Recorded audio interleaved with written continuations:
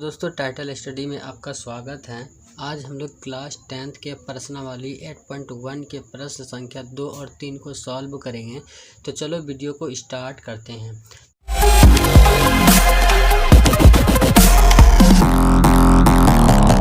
देखिए दूसरा प्रश्न क्या कहता है कि आकृति 8.17 में tan P minus cot R का मान निकालें। सबसे पहले देखें कि समकोण त्रिभुज में क्या क्या मान दिया है। जैसे कि हम लोग जानते हैं कि 90 डिग्री के सामने वाले जो भुजा होता है वह कर्ण होता है। यहाँ कर्ण देखिए 13 सेंटीमीटर दिया है और लंब 12 सेंटीमीटर दिया है। आधार नहीं दिया है। आधार क्या है निकालना है। इसका मतलब ये है कि QR निकालना है। तो चलो हम लोग QR निकालते हैं पाइथागोरस प्रमेय के अनुसार। ठीक है, तो यहाँ लिखेंगे त्रिभुज PQR में। ठीक है, लिखेंगे पाइथागोरस प्रमेय से। ठीक है, इस प्रकार लिख सकते हैं कि इस प्रकार लिखेंगे QR बराबर, ये QR क्या है, ये आधार है ना। तो जैसे कि हम लोग जानते हैं कि आधार बराबर जो होता है वह रूट के अंदर कर्ण पर स्क्वायरिंग माइनस लंब पे स्क्वायरिंग होता है ना।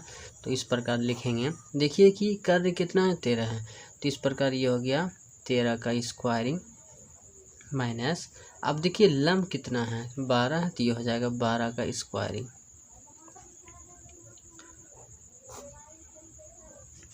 जब 13 का स्क्वायरिंग करेंगे तो ये हो जाएगा 169 माइनस, जब 12 का स्क्वायरिंग करेंगे तो ये हो जाएगा 144। जब 169 में 144 घट जाएगा तो बचेगा कितना 25 बचेगा, 25 बचेगा। ठीक है, तो जैसे कि हम लोग जानते हैं कि 25 का जो वर्गमूल 5 होता है, तो इस प्रकार हम लोग लिख सकते हैं कि QR बराबर। ठीक है, तो अब यहाँ 5 सेंटीमीटर लिखेंगे।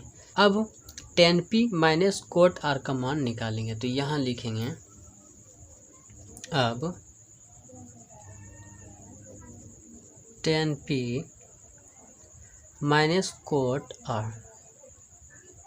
ठीक है, देखिए tan के एंगल में क्या है P है, मतलब tan का जो मान निकालेंगे वो एंगल P के रेस्पेक्ट में मान निकालेंगे। तो चलो tan का मान निकालते हैं। तो यहाँ जो एंगल लेंगे P लेंगे, क्योंकि tan का जो मान निकालना है P के रेस्पेक्ट में ना। तो जैसे कि हम लोग जानते हैं कि कोण के सामने जो भुजा होता है वो लंब होता है, तो ये QR लंब हो गया। ठीक है, और ये हो गया आधार। तो tan P बराबर लिख सकते हैं लंब बटे आधार। तो देखिए लंब कितना है QR, तो यहाँ लिखेंगे QR बटे आधार देखिए कितना है PQ, तो यहाँ लिखेंगे PQ। या माइनस हो तो यहाँ माइनस लिखेंगे। अब कोट R का मान निकालेंगे। तो देखिए कि कोट के एंगल में कितना है R है, तो कोट का जो मान निकालेंगे R के रिस्पेक्ट में मान निकालेंगे। तो यहाँ क्या लेंगे एंगल R लेंगे। जैसे कि हम लोग जानते हैं कि कोण के सामने वाली जो भुजा होता है वह लंब कहलाता है। ठीक है, तो ये हो गया लंब, PQ क्या हो गया लंब हो गया, और QR आधार हो गया। तो कोट थीटा बराबर जो होता है वो आधार बटे लंब होता है। ठीक है, तो इस प्रकार ये हो गया आधार QR हो गया। तो यहाँ लिखें QR,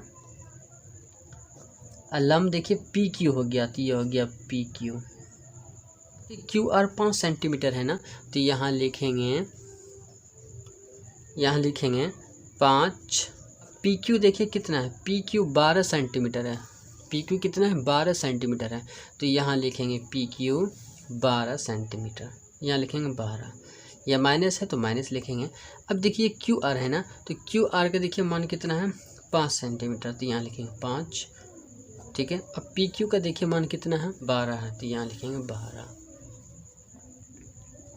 ठीक है, अब देखिए जितना प्लस में है उतना ही माइनस में है, तो ये हो गया प्लस और ये हो गया माइनस। तो प्लस माइनस क्या हो गया माइनस हो गया। तो जब घटेगा तो ये बचेगा कितना 0 बचेगा। तो इस प्रकार हम लोग लिख सकते हैं कि tan P माइनस कोट और जो मान निकला वह 0 मान निकला। अब तीसरे प्रश्न को सॉल्व करेंगे।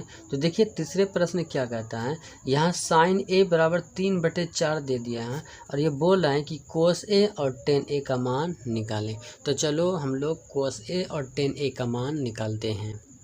तो सबसे पहले जो मान दिया है उस मान को लिखेंगे। देखिए यही मान दिया है ना, साइन ए बराबर 3/4, ठीक है। कोस ए का मान निकालना है और टेन ए का मान निकालना है। अब एक समकोण त्रिभुज बनाएंगे ताकि समझने में कोई प्रॉब्लम नहीं हो। तो चलो एक समकोण त्रिभुज बनाते हैं। तो इस प्रकार देखिए ये समकोण त्रिभुज हो गया।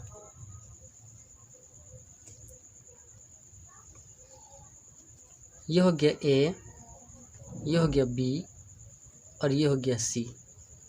अब यहाँ देखिए कि साइन ए का मान 3/4 दिया है। इसका मतलब यह कि ए के रेस्पेक्ट में साइन का मान दिया है, यहाँ से मान दिया है। जैसे कि हम लोग जानते हैं कि साइन ए बराबर जो होता है वो होता है लंब बटे कर्ण, ठीक है। तो जब एंगल ए से यहाँ जब किया ए से जबकि हम लोग लेंगे तो यह कोण के सीधा में जो भुजा होगा वह लंब हो जाएगा। ये क्या आ गया, लंब हो गया। इस प्रकार बोल सकते हैं कि ये जो मान दिया है वह लंब बटे कर्ण का मान दिया है। तो ये देखिए कि कोण के सीधा में ये वाला भुजा है ना, ठीक है।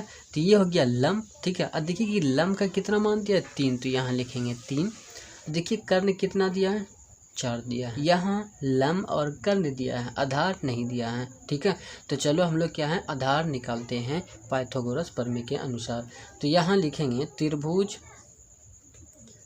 ए बी सी में पाइथागोरस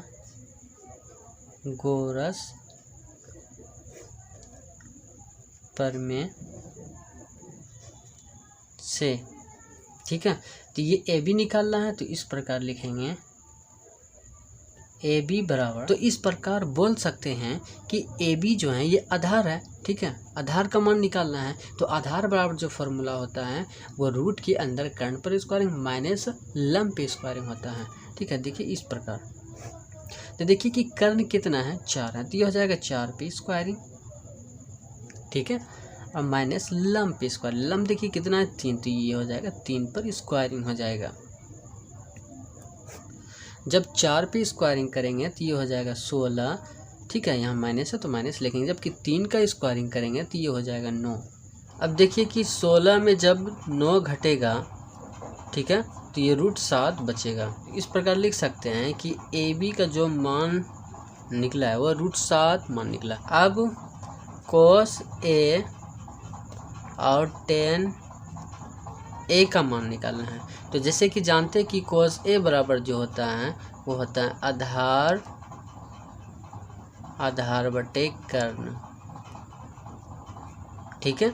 तो देखिए यहाँ आधार कितना दिया है, ये √7 दिया है, तो यहाँ आधार √7 लिखेंगे। और कर्ण देखिए यहाँ कितना दिया है, 4 दिया है, तो यहाँ कर्ण 4 लिख देंगे।